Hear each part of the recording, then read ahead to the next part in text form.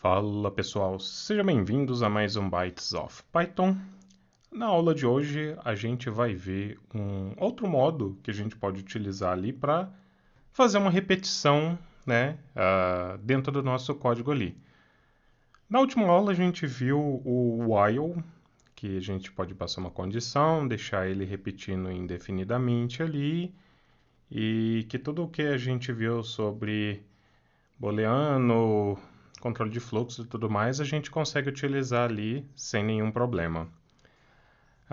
Hoje a gente vai ver sobre um método que é o for e o range ali, tá? Só que assim, antes da gente passar para esses caras ali, propriamente dito, a gente tem que entender o seguinte. No Python é muito comum a gente utilizar a estrutura de dados lista, né? Então, essa estrutura ela permite com que a gente adicione vários elementos dentro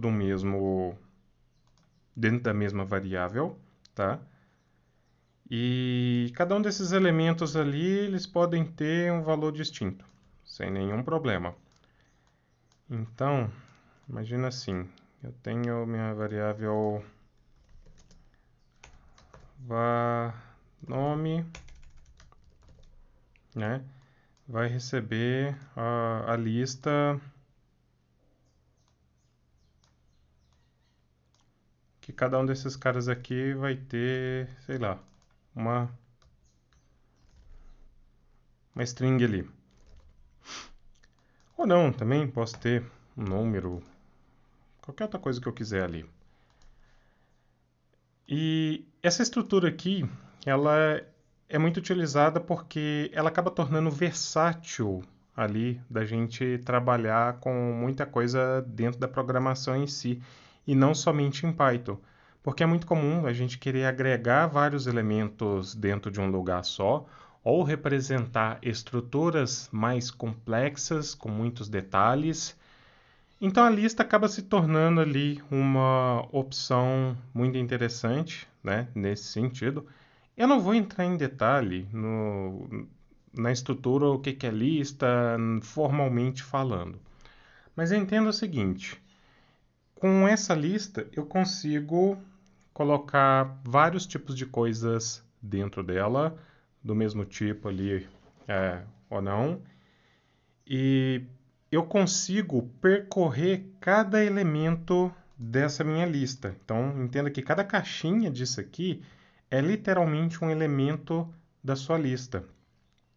E uma coisa que é muito curiosa também aqui em Python, quando a gente está trabalhando com string ali, ele acaba sendo uma lista também, no fim das contas, onde cada letra ali da nossa frase é, acaba sendo um elemento ali que a gente pode percorrer como se fosse uma lista qualquer, tá?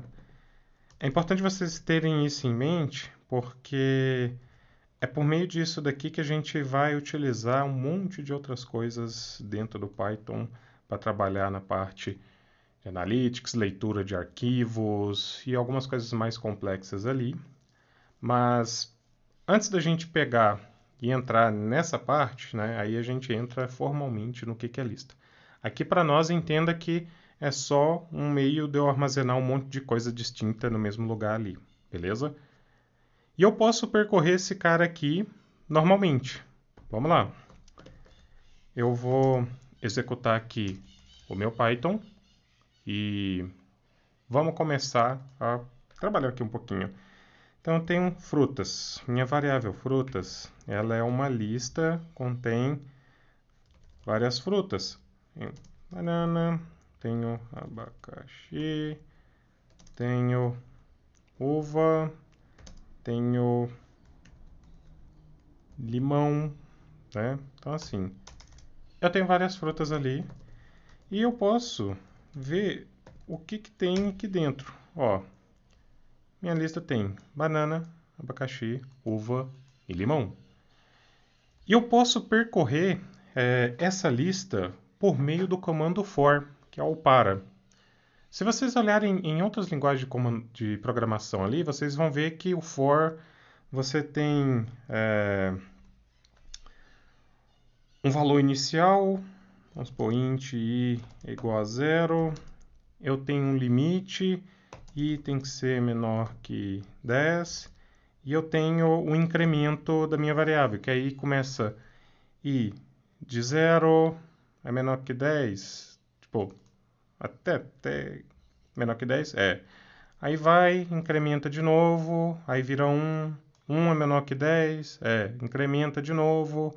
2 é menor que 10? É. E vai até atingir o limite nessa condição aqui.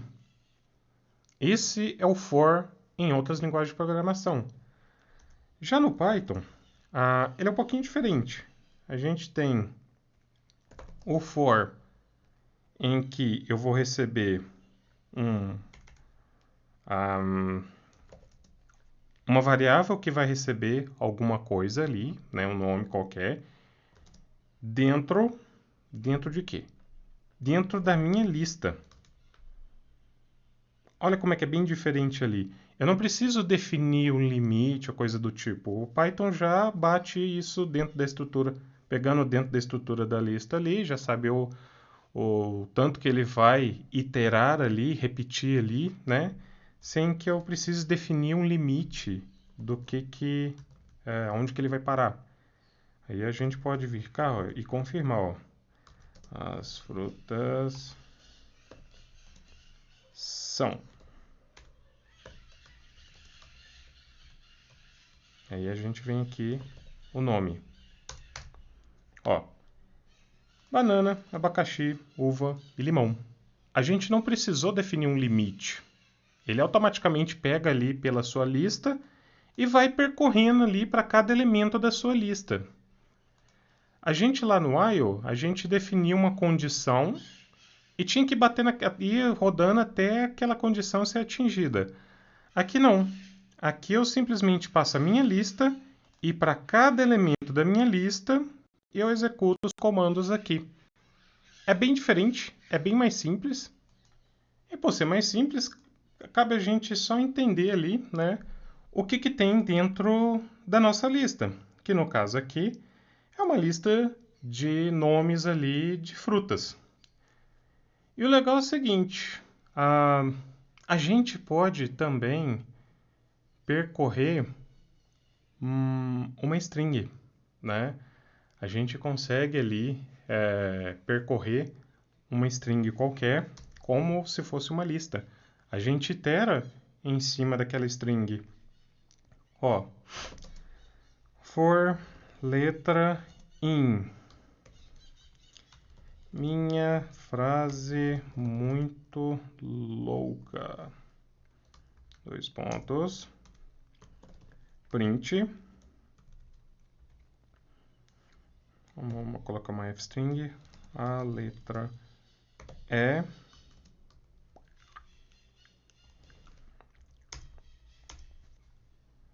Olha só que bacana. A gente percorreu aqui, o Python percorreu aqui uma string como se fosse uma lista.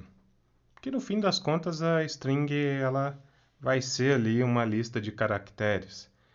Se a gente for em outras linguagens, a gente tem que as strings em outras linguagens serão um array de caracteres, que é uma outra estrutura de dados, ali que a gente tem, né? Um outro tipo de dado que a gente tem. Aqui no Python, a gente lida muito mais com lista do que qualquer outra coisa. Fora isso, a gente tem um outro meio da gente iterar, né? Que é por meio do comando range. O range ali, ele vai gerar para você uma sequência de valores com base em um início a um fim ali, e você vai pegar aqueles valores que são gerados e iterar sobre eles. Por exemplo, for números in range, sei lá, de 1 a 2000. Print quem? Números. Olha lá.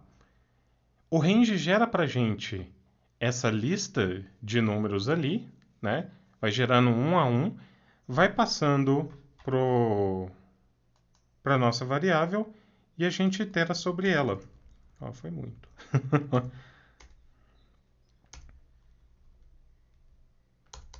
Ó, esse é um outro meio da gente pegar e ter o nosso for ali percorrendo um tamanho definido, certo? E assim, com base nisso daqui, é muito comum a gente começar a trabalhar, por exemplo, com matrizes, né? Que é essa ideia de eu ter linha e coluna e, por meio disso, percorrer linha e coluna da minha matriz e fazer alguma operação qualquer. É muito comum, dentro da computação, você lidar com essa estrutura de dados ali, né, com a matriz, porque ela vai te trazer umas certas vantagens ali na hora de você interpretar um determinado problema, né? Que você tem a linha e coluna, são os índices ali da sua matriz, e pelos índices ali você encontra um valor, né? Então, assim, é uma estrutura bem interessante da gente trabalhar, muito comum em analytics ali, processamento de gráfico ali, de imagens. Deixa eu ver o que mais. Machine Learning. Então, assim, e é basicamente, é, eu tenho, por exemplo, i em range de 1 a 4. Aí vamos de por j em range de 1 a 4 de novo. Aí eu vou dar um print em quem?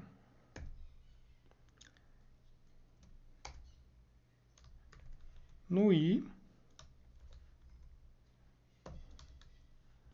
e j. Olha lá. Enquanto meu i vale 1, meu j vai de 1 a 2 a 3. Meu i vale 2, meu j vai de 1, 2, 3. E assim por diante. É como se eu tivesse trabalhando com linha e coluna. Para minha linha 1, dentro da minha matriz, eu estou na coluna 1, coluna 2, coluna 3. Linha 2, coluna 1, coluna 2, coluna 3. Linha 3, coluna 1, coluna 2, coluna 3. Então, assim, a gente consegue também colocar uma repetição dentro de uma outra repetição, lógico, desde que isso tenha algum sentido para o problema que a gente queira resolver. Aqui nesse cenário, a gente poderia estar, por exemplo, trabalhando com um arquivo CSV ali, onde que a gente tem linha e coluna dentro desse nosso arquivo, e eu quero fazer algum processamento linha a linha das minhas colunas ali, né? Então, esse seria um exemplo mais tácito ali dentro da área de dados, por exemplo. Lógico, existem bibliotecas já todas prontas com isso ali e a gente acaba não tendo que se preocupar tanto com esse tipo de coisa. Só que é importante a gente saber andar em estruturas mais complexas e aninhadas ali, né? Então, para isso, o método for e range ali é muito interessante nesse sentido. O for, porque a gente anda na estrutura ali numa lista, então pega elemento a elemento, e o range eu posso trabalhar num intervalo específico ali de dados, né? E se eu não me engano, a gente ainda consegue colocar um passo, que é o quê? De quanto em quanto eu vou pulando. Não deu certo. Mas enfim, esses são os métodos ali que a gente tem para poder trabalhar a repetição de um determinado comando. Então, curtam, compartilhem e aí a gente se encontra nas próximas aulas ali com algumas operações um pouco mais complexas e entrando em alguns detalhes mais específicos da linguagem Python. Mas até o momento já é possível fazer muita coisa. Então, valeu pessoal e até a próxima.